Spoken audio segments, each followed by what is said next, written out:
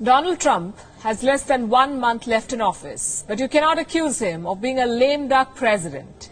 In fact, he's been quite the opposite of late, very busy, even around Christmas.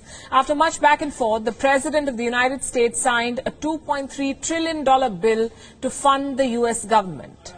This bill also had something for China, something that China would not like.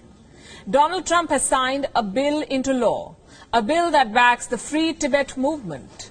It says Washington should build an international coalition for the rights of Tibetans. The bill also calls for a U.S. consulate in Tibet. This law spells out America's new policy on Tibet, a policy that steps on China's toes. On Gravitas tonight, we'll tell you what America plans to do, why China does not like any of it, and where India stands in the new Tibet game. So first things first, what is the new American law? It is called the Tibetan Policy and Support Act of 2020. Let me tell you what it says. Point number one, it makes 5 broad points. Let's start with point number one. It talks about the next Dalai Lama. Who will it be? Who will choose him or her? The United States says Tibetans have the right to pick the next Dalai Lama, not the Chinese state.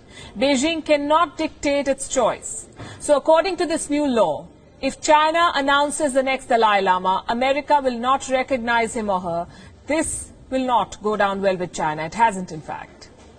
Let's come to point number two, the rights of Tibetans. America wants to build an international coalition, a coalition that will recognize and safeguard the interests of Tibetans. Again, the perfect way to needle China. Point number three, sanctions. This bill says that America will sanction Chinese officials if they try to appoint the next Dalai Lama, which includes economic and visa sanctions.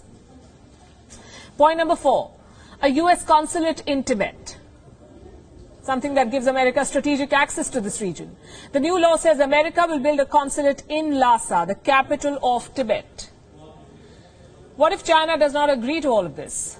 The bill has an answer. China will not be allowed to open any new consulates in the United States until America is allowed to have a consulate in Tibet. Point number five, the role of civil society.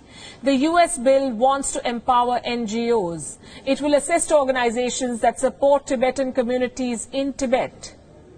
By the way, do you know, China too has NGOs. They're called GONGOs, G-O-N-G-O. That's government-organized, non-governmental organization. Talk about oxymorons. Anyway, coming back to the U.S. bill, what Donald Trump has signed is a set of unprecedented measures, and they are enforceable by law in America.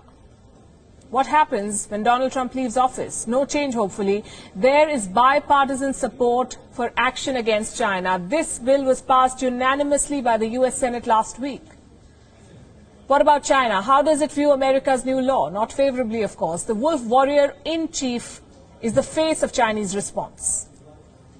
China noticed the relevant bills signed by the US, bills related to Tibet, and firmly opposes them. The Tibet issue concerns China's sovereignty and territorial integrity. It purely belongs to China's internal affairs and does not allow any external forces to interfere.